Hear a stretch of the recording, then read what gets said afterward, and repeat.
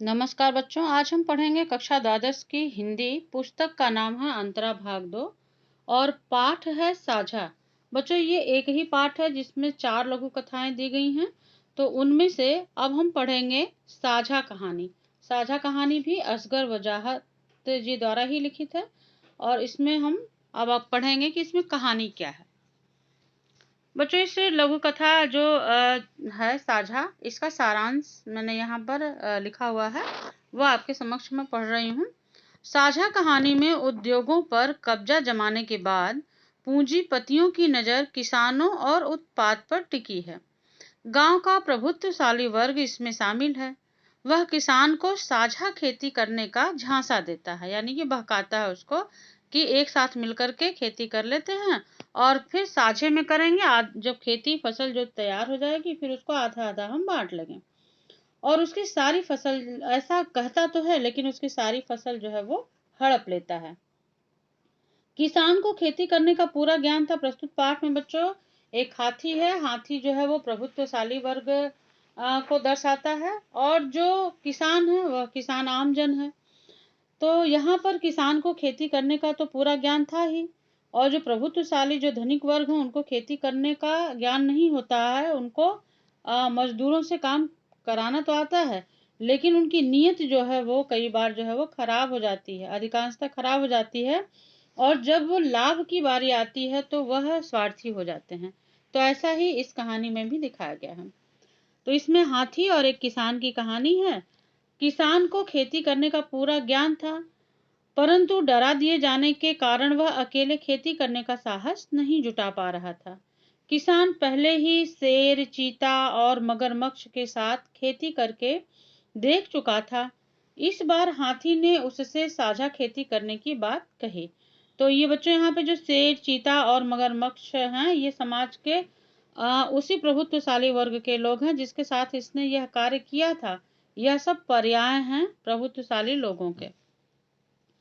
तो आप जो है अब इन तीनों के साथ वह साझा खेती करके उसका रिजल्ट देख चुका था, उसका परिणाम। अब हाथी ने उससे साझा खेती करने की बात की तो किसान ने प्रस्ताव को अस्वीकृत कर दिया। तब हाथी ने उसे प्रलोभन देते हुए कहा कि साझा खेती करने से जंगल के जो छोटे छोटे जानवर हैं उसे नुकसान नहीं पहुंचा सकेंगे और खेती सुरक्षित रहेगी। तो इस तरह से आप देखेंगे कि बलपूर्वक जो है, जो हाथी है, जो प्रभुत्वशाली वर्ग है, वह कमजोर वर्ग के व्यक्ति को, किसान को जो है वो इस तरह का प्रलोभन देता है कि अगर हमारे साथ एक खेती करने के लिए तैयार हो जाओगे तो तुम्हें समाज के अन्य किसी वर्ग का कोई भी व्यक्ति किसी भी तरह की हानि नहीं पहुंचा सकेगा। किसान के किसी तरह हाँ करते ही हाथी ने किसान का साझेदार होने की घोषणा जंगल में करा दी और नुकसान करने वाले को चेतावनी भी दे दी। भाई, हाथी भी जो है वो हाथी राजा है, वह भी प्रभुत्वशाली व्यक्ति है। उसने ये कहा कि भाई अब ये खेती मैं और किसान मिल करके कर रहे हैं, इसलिए अब इसमें कोई दूसरा व्यक्ति आकर के अगर कुछ नुकसान करेगा तो उसका परिणाम अच्छा नहीं होगा। तो भाई हाथी की भी समाज में चलती थी, उस व्यक्ति की भी, इसलिए सब लोग जो है उसकी बात से जो है वो डर गए और कोई भी उसके खेत में नुकसान नहीं पहुंचाया, किसी तरह की हानि नहीं दी। किसान के अथक परिश्रम से गन्ने की फसल तैयार हो गई। तो वह गन्नों का बंटवारा करने के लिए किसान को बुलाया। हाथी ने जब देखा कि किसान के परिश्रम से फसल तो बहुत अच्छी हुई गन्ने की, तो फिर उसने क्या किया कि किसान को बुलाया और आधी आधी फसल बांटने की बात कही। और यहाँ पर जब किसान आया तो किसान ने ये बात कही कि आधी आधी फसल बांट लेते हैं।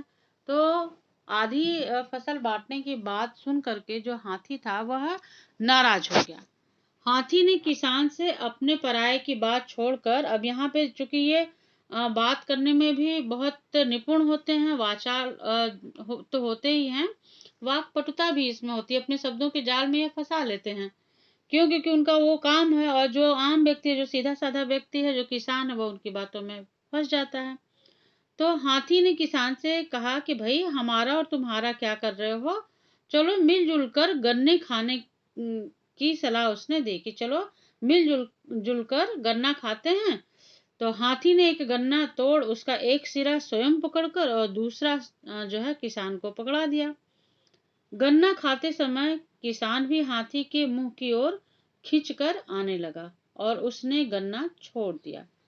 तो इस तरह से बच्चों आप देखेंगे, चूंकि हाथी तो आप सबको पता है कि वह पूरा का पूरा पेड़ ही एक बार में गिरा दे और वह कितने गन्ने जो है वो एक साथ ही खा ले। मनुष्य तो ऐसा नहीं कर पाएगा। लेकिन यहाँ भी ये दिखाया गया है, हाथी के माध्यम से प्रभुत्वशाली वर्ग की तरफ दिखाया गया है कि उसके पास पावर है, शक्ति है, और वह अपनी शक्ति का, अपने बल का प्रयोग करके अपने से निचले तबके के व्यक्ति को किस तरह से हानि पहुंचा सकता है और उसी के द्वारा किए गए परिश्रम का फल स्वयं अकेले ही वह भुगतता है। तो यहाँ भी ऐसा ही हुआ। जब गन्ना हाथी ने कहा कि भाई एक सिरे से तुम खाओ, एक सिरे से मैं खाता हूँ, तो आप खुद सोच लीजिए कि हाथी का मुंह कितना बड़ा है और उसके साथ तो वो किसान भी खिंचा हुआ आने लगा। तो उसने क्या किया, किसान ने गन्ना को छोड़ दिया। इस प्रकार साझा की खेती का सारा फायदा हाथी ने उठाया। तो यहाँ पर व्यंग्य किया गया है, लेखक ने यह बताया है इनडायरेक्टली जो है वो अप्रत्यक्ष रूप से कि समाज के जो लोग अथक परिश्रम करके फसल उपजाते हैं वह उतना लाभ नहीं उठा पाते। उसका लाभ जो है वो जो प्रभुत्वशाली वर्ग है समाज का वह उठा लेता है। इसीलिए बच्चों वर्तमान में आप देखेंगे कि सरकार ने कुछ ऐसे निर्णय लिए हैं कि किसानों के अनाज को मंडी तक लाने के लिए जो बिचौलिए काम करते थे, अब उनको सरकार ने एक तरह से खत्म कर दिया है, हटा दिया है। अब किसान स्वयं मंडी में आकर के अपना अनाज जो है वो बेच सकता है और उसकी जो लागत है, उसका जो मूल्य है, वह स्वयं किसान को ही प्राप्त हो सकता है।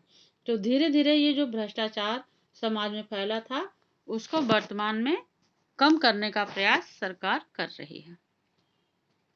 आप देखेंगे बच्चों, यहाँ पे मैंने चित्र दिखाया है। अब आप देखिए, यहाँ हाथी तो कोई काम करता हुआ दिखाई नहीं दे रहा है। काम कौन कर रहा है? किसान कर रहा है, फसलों की देखभाल कर रहा है और फसल तैयार होने पे उसको काट रहा है। फिर वो चूंकि गन्ने की खेती जैसी होती है तो आपको पता है कि इसके छिलके जो है वो हटाए जाते हैं, फिर वो गन्ने का रूप होता है, फिर वो उसके बाद आगे का जो है वो प्रोसेस है। तो इस तरह से बच्चों जो मेहनत है वह किसकी है? किसान की है। लाभ कौन उठा रहा है? उसका धनिक वर्ग उठा रहा है, हाथी उठा रहा है। इसी पाठ पे आधारित बच्चों कुछ प्रश्न हैं जो इस तरह से हैं।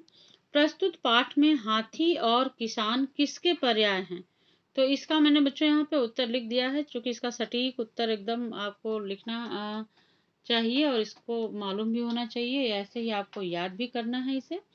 तो उत्तर मैंने यहाँ लिखा हुआ कि हाथी जो है वो प्रभुत्वशाली वर्ग तथा किसान जो है वह शोषित वर्ग का पर्याय है। इस वर्ग द्वारा किसानों का इतना शोषण किया गया कि छोटे मोटे किसानों ने खेती छोड़ने का मन बना लिया। यही भाव प्रकट है। मैंने बच्चों पाठ में अभी अभी आपको बताया, पढ़ाया कि चीता, मगरमच्छ और अन्य जानवर के साथ भी किसान ने नौकरी की थी, किसान ने साझा खेती की थी, लेकिन उसका भी जो परिणाम था वह बहुत ही दुखद रहा उसके लिए। उसमें सिर्फ उसको हानि ही उठानी पड़ी। परिश्रम भी किया उसने, अपना समय भी दिया और कठिन श्रम करने के बाद भी उसका लाभ जो है वही लोग ले गए जिनके साथ इसने पहले खेती की थी। तो इसलिए इसने मन बना लिया था किसान ने कि भाई अब वह खेती नहीं करेगा। और फिर जब हाथी ने उसको प्रलोभन दिया तो फिर एक बार वो तैयार हो गया, लेकिन फिर परिणाम क्या है? जस का तस रहा। तो इस तरह से लोग जब ऐसे बार बार हानि प्राप्त करते हैं और तो उनका मन भी दुखी हो जाता है, इस तबके के लोग। और कोई भी व्यक्ति जब बार बार किसी के साथ विश्वास करेगा और उसके साथ विश्वासघात होगा तो उसका मन फिर उस क्षेत्र से उचट जाएगा और वो सोचेगा कि भाई अब मैं ये नहीं करूँगा, मैं कोई दूसरी मजदूरी कर लूँगा। जबकि ये सभी को पता है कि 70% जो है वो किसान हमारे गांव में रहते हैं, खेती करते हैं, जिसके वजह से सभी लोगों को अनाज प्राप्त होता है। तो यहाँ पे बच्चों फिर ये प्रश्न था। दूसरा है पाठ की भाषा शैली लिखिए। तो भाषा जो है वो प्रवाहमयी खड़ी बोली है, जिसमें भावों की सफल अभिव्यक्ति है, भाव से निकल के आते हैं। जो शैली है बच्चों वो व्यंग्यात्मक है। इसमें आप देखेंगे कि यह जो जो कहानी पढ़ेंगे वह उसका अर्थ है, उसमें व्यंग्य है कि वह किसी पशु के माध्यम से वह किसी समाज के किसी वर्ग पर जो है वो आप एक तरह से उसके प्रति बताते हैं कि जैसे हाथी हो गया प्रभुत्वशाली, चीता, मगरमच्छ, ये सब जो है उसी श्रेणी के लोग होते हैं। साथ ही मुहावरों का भी प्रयोग किया गया है। तो इस तरह से बच्चों आप लोग यह पूरा पैराग्राफ पे आधारित प्रश्न करेंगे, इसका सारांश अपनी कॉपी में लिख करके याद करेंगे। धन्यवाद।